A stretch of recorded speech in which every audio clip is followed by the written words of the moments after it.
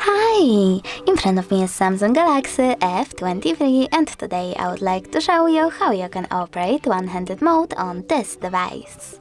Firstly, go into Settings, scroll down and tap on Advanced Features over here. Now choose one-handed mode and tap on this switcher to activate it. Now you need to tap on one of those options to reduce display size with gesture or button. I will go with button, so I have to tap on it and follow those instructions. Double tap the home button. When I do that, as you can see, one-handed mode is now on. You can change placement of it by clicking on this icon on the side. If you wish to go back, click on the blurry area. If you wish to turn off one-handed mode completely, click on the switcher again. Thanks so much for watching. If you enjoyed this video, don't forget to leave a like, comment and subscribe. Bye!